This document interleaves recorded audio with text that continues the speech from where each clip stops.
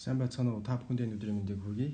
За ингээд өнөөдрийн видеогоор дараах сэдвийг хэлцээх гэж байна. Нэг ерөнхий сэдв бол нэг давхар хавтгайн RAM болон холимог систем. За энэ сэдв доор дараах 5 зүйлсийг яриад 5 цуврал видео хийхээр төлөвлөж байна. Нэгдүгээрт нь болохоор хүчтэй болон хэв ажилтнанд гулзайлах момент болон хөндлөн хүчний нөлөө. Хоёрдугаарт нь багны төгсгөл дээрх холбоосын хөвшүүний нөлөө. Гуравт нь багны хөндлөн өгөхлийн инерцийн моментын нөлөө. Нөлөө гэдэг нь болохоор хэвтэй ачаал, газар хөдлөлийн ачаал, газар хөдлөлийн үед гэж ойлгож болно. Дөрөвдүгээрт нь болохоор зэрэгэлдэх багнуудын өндрийн нөлөө. Газар хөдлөлтийн үед зэрэгэлдэх багнуудын өндрийн нөлөө ямар хэн нөлөөтэй байдаг юм бэ? Ингээд тавт нь болохоор рамын багны хөшүүнчлийн талаар ингээд ярихаар төлөвлөж байна. За ингээд өнөөдрийн ярих сэдэв бол хүчтэй болон хэв ажилтнанд гулзайлах момент болон хөндлөн хүчний нөлөөний талаар ярихаар төлөвлөж байна. За ингээд нэгдүгээр ерөнхий ойлголт ингээд байгууламжийн шинжилгээ болон барилгын механикийн тооцооллоос ойлголтоос бол дараах зүйл гарч ирнэ. Юу вэ гэхээр элементийн хэв ажилт бол элементийн хэв ажилт нь бол гулзайлах момент болон хөндлөн хүчний хийсэн ажлаас хамаардаг гэсэн ерөнхий ойлголт. За тэгэхээр бидний энэ гаргаж авч байгаа бүхэн ихэнх томьёо болон теоремод энэ зарчим дээр үндэслэж байгаа гэсэн үг. За газар хөдлөлийг дэвсгэрлэх бүтээцийн элементийн гулзайлтын хөшүүн И үрждэг нь I гэдэг бол инерцийн момент, E гэдэг бол Юнгийн модуль, харимхайн модуль. Энэ хоёрын үр жур бол гулзайлтын хөшөөнийг илэрхийлдэг. За ингээд евро норм дүрм болон ACI норм дүрм зааснаар бол ан цав гарсан хөндлөн өгөхлийг бол түүний ан цав гараагүй хөндлөн өгөхлийн талаар бол авч болно тооцоонд гэж туссан байдаг. Ингээ хэрвээ та илүү дэлгэрэнгүй харахыг хүсэж байгаа бол евро норм 8-ийн 4.3-1 гэсэн заалт руу орж харж болно. За ингээд дараагийн ойлголт нь болохоор өнцгийн хэв ажилттай холбоотой. Өөрөөр хэлбэл шилжсхийлтийн модуль G гэдэг нь өнцгийн хэв ажилттай бидний хөндлөн хэв ажилт гэж байна. Энэ нь болохоор харимхайн модуль болон паусоныг хувьцаантаас хамаардаг. За ингээд энэ дараах илэрхийлэлээр илэрхийлэгдэж байна. Шилжсхийлтийн модуль гэдэг бол энэ хоёр хүчин зүйлээс хамаарна. За тэгэхээр бол энэ дээр хоёр нөхцөл гарч иж байгаа. Хэрвээ ан цав гарсан хөндлөн өгөхлөлт ан цав гарсан тохиолдолд паусны коэффициентийг тэгээр авна. Хөндлөн өгөхлөлт ан цав гараагүй нөхцөлд бол паусны коэффициентийг 0.2-аар авна гэсэн евро норм 2 дээрх тийм заалт байгаа. Бусад болон норм 4-нд бас ийм заалт байдаг. Гол санаа бол ан цав гарсны дараа бол хөндлөн төлөлт бол байхгүй, хөндлөн төлөлтийн нөлөөл паусны коэффициент бол байхгүй, нөлөө байхгүй болно л гэсэн санаатай. Ийм заалтыг оруулсан ба. За ингээ эндээс харахад бид Ньюгийн оронд T-ийг орлуулаад 0.2-ыг орлуулах юм бол шилжсхийлтийн модуль ба 0.5E-гээс 0.42E хооронд өөрчлөгдөнө гэсэн үг. Тэгэхээр газар хөдлөлтөнд төсвөртэй барилгад төслөх тооцоололт бол норм 4, евро норм 4 бол бусад норм 4 юугд санд болгож ийн гэхээр зөвлөж ийн гэхээр паусны коэффициентийг тэгээр аваад шилжсхийлтийн модулийг бол харимхаа юнгийн модулын хагасаар авахыг ингээд зөвлөж байгаа маа. За ингээд энэ бол ерөнхийдөө бидэнд хэрэглэгдэх ойлголтууд ингээд би энд бол тодорхойлоод биччихлээ. За дараагийн слайд руу шилжье. За хоёрдугаар хоёр төгсгөлдөө хөшөөн бэлтгэсэн баг. Өнөөдрийн гол сэдэв бол ерөөсө ганцхан багны талаар, нэгэн багны талаар ярина. Тэр нь болохоор хоёр талдаа хоёр төгсгөлдөө хөшөөн бэлтгэсэн. Дээрээсээ хөндлөн хүчний хурдгалаар масс үрчилж байгаа. Энэ бол массыг хөндлөн хүчний хурдгалаар үржүүлэх юм бол G болно. За ингээд дээрээс юм бусан ачаалтай. Тэгээд газар хөдлөлийн чичирхийллээс үүсэх хурдгал маань хэвтэй хүчийг бий болгоно. За энд дүрсэлсэн байна. За ингээд эндээс бидний өнөөдөр голж сонирхоод байгаа зүйл юу вэ гэхээр энэ систем маань өөрөө хэвтэй хүчний ачаал газар хөдлөлийн үед бол хэвтэй шилжилт хийж таарна. Хэвтэй шилжилт хийхэд хэвтэй шилжилтийг хоёр задлж авч үзэж байгаа. Дельта 1 гэдэг бол бид гулзайлах моментоос үүсэх, дельта 2 гэдэг бол хөндлөн хүчнээс үүсгэх гэж бид таамаглаж байгаа. За ингээд энд бол зөвхөн энэ ганцхан багны хувьд бол хөндлөн хүч болон моментын диаграмууд бол ингэж харагдаж байна. За энэ дээр бид бол юу гэж таамаглаж байна вэ гэхээр гулзайлах моментын тэглэгцийг бол давхар багны өндрийн хагас дээр байна. 2-ны H дээр байна гэж таамаглаж. За ингээд өмнө хэлснээр чөлөөт уналтын хурдтгал нь массаар үржигдэх юм бол босон ачааг бий болгоно. Газар хөдлөлийн жижигхийллийн улмаас бол одоо энэ масс маань одоо хэвтэй ачааг бий болгоно. Эндээс харах юм бол энэ томьёог юу хэрэглэж чинь Ньютоны 2 дугаар хуулиас бид энэ үүнийг гаргаж ивж болно. Та бүхэн цаг байвал өөрсдөө энэ гаргалагын бичил үзээр энэ хэлбэрх.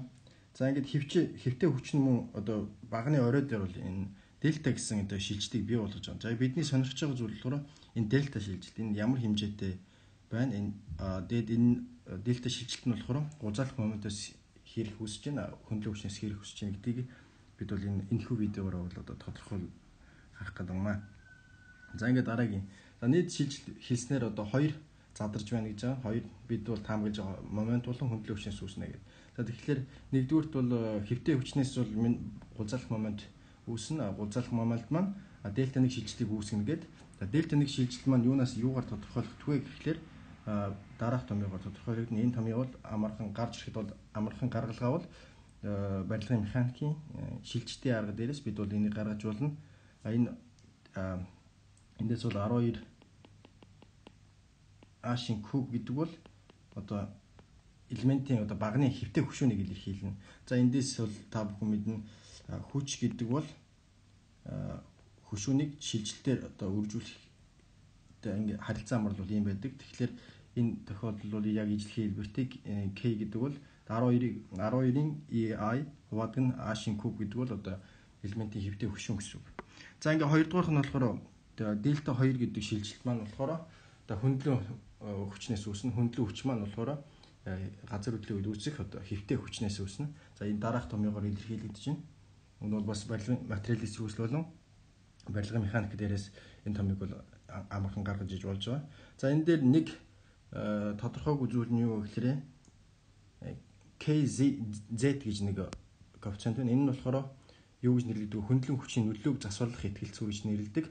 За энэний одоо яг цаад утга учир бол нэлээд төвөгтэй тайлбарлахад бол за ерөнхийдөө энгийнээр тайлбарлах юм бол энэ нь болохоор хөндлөн хүчийн нөлөөг засварлах коэффициент нь юунаас хамаардаг вэ гэхээр тухайн алслал одоо хөндлөн огтлын өндөр болон алслаас хамаарна. Хэрвээ тэгээд мөн тэгэхээр KZ гэдэг коэффициент нь болохоор гол хүч нь юунаас хамаарах вэ гэхээр хөндлөн огтлын өндөр болон алслын хэмжээс мөн хөндлөн огтлын хэлбэрээс хамаарж байгаа.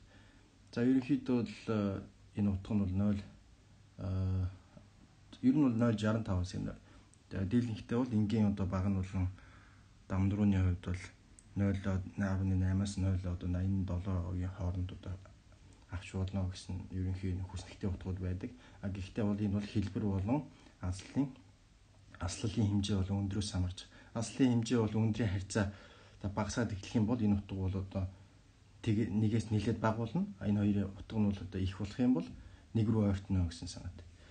За ингээд G гэдэг бол бетонын шилжилтийн модуль, E гэдэг бол бетонын хөндлөн огтлын талбай. За ингээд эндээс дельта 1 дээр нэмэх нь дельта 2 гэдэг нийт одоо оройн цэгийн шилжилт гэдэг бол дараах томьёогоор илэрхийлэгдэнэ. Хэрвээ бид энийг одоо орлуулах юм бол эхний хоёр маань энэ бол гулзаалах моментоос үүсэх шилжилт, хөндлөн хүчнээс үүсэх шилжилт. За энэ хоёрыг нэмээд эмхтэх юм бол бид дараах томьёог гаргаж авна. За энэ дээр бол энэ хэсэг бол тогтчлоод бичсэн SA гэж нэрлэж байгаа. За SA гэдэг болохоор энэ байдлаар илэрхийлэгдэнэ гэдэг. За ингээд эндээс бид юу гаргаж ерөнхийд нь бол бичгэд гулзаалтын хөшүүн гэдэг бол одоо үндсэн хөшөөнийг үүсгэх нь KVA гэж байна. Энэ нь болохоор одоо хөндлөн хүчний нөлөөллийг бодолцож байгаа одоо засварлах ихтгэлцүү гэж болно. Өөрөөр хэлбэл хөндлөн хүчнээс одоо хамааралтайгаар хөшүүн одоо бэлтгэсэн багны одоо гулзаалтын хөшүүн хэрхэн өөрчлөгдөж чинь тэрийг засварлах ихтгэлцүү гэж ойлгож байна. За ингээд дараагийн слайд руу шилжье. За энэ ихэвчлэн KVA гэдэг одоо ихтгэлцүү нь бол нэгээс бага утгатай байна. Энгийн багны хувьд бол энгийн баг нь хөндлөн огтлын өндөр болон хөндлөн огтлын өндөр болон багны өндрийн харьцаа бол тийм бага биш.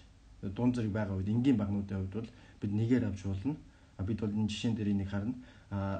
Харин диафрагм хан болон одоо хөндлөн огтлын өндөр болон алслын харьцаа нэлээд бага байгаа тохиолдолд энэ засварлах коэффициентийг тооцоонд оруулах хэрэгтэй. Учир нь гэвэл нэлээс нэлээд бага утгатай байдаг. За ингээд багцаагаар бол жишээлх юм бол багцаагаар бол 1 м болон 2 м урттай хааны хувьд авч үзье. Тэгэхээр KVA гэдэг нь болохоор 0.8-аас 0.8 0.5 гэсэн тусын утгатай байна.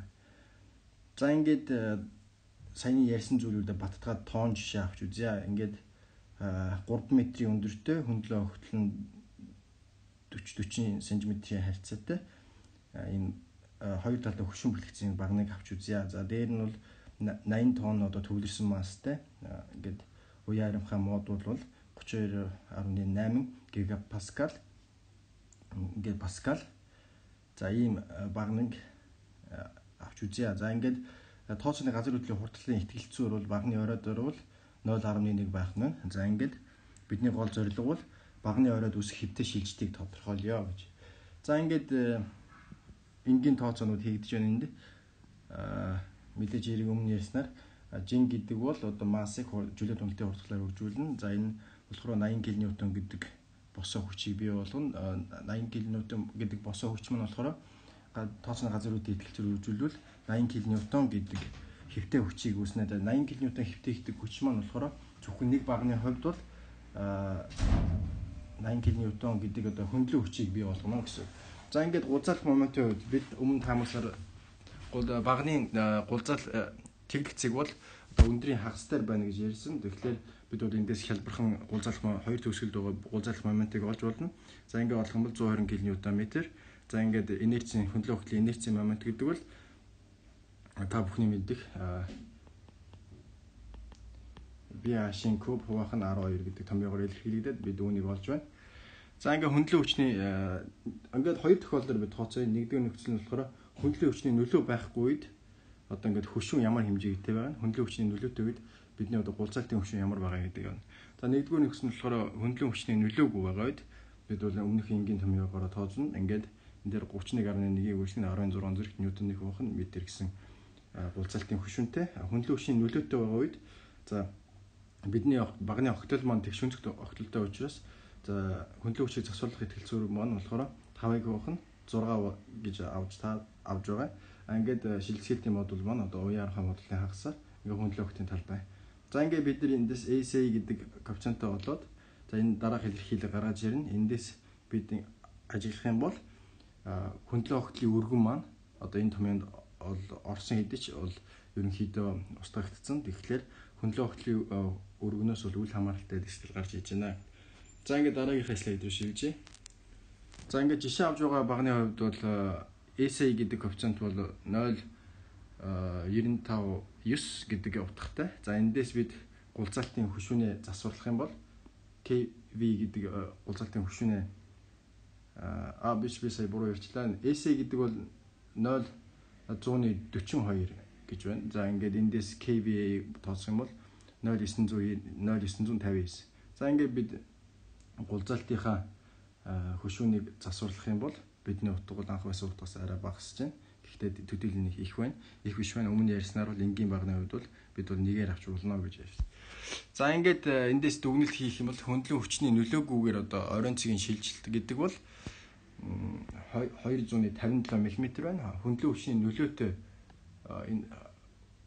хүчний нөлөөтэй байгаа үед би тооцох юм бол энэ шилжилт маань одоо 268 мм болж байна. Эндээс харахад энэ хоёрын зөрүү бол одоо 4%-аар одоо 4%тай байна. Өөрөөр хэлбэл хөндлөн хүчний нөлөөг оруулах нь одоо 4%-аар их байна. Оруулж тооцох үгээс 4%-аар их байна гэсэн. За ингээд дараагийн жишээг авч үзье. Одоо тоон жишээ 2. Яг дээрх жишээтэйгээ бол ижил өгөгдөлтэй. За ингээд хөндлөн огтол нь бол өөр ийм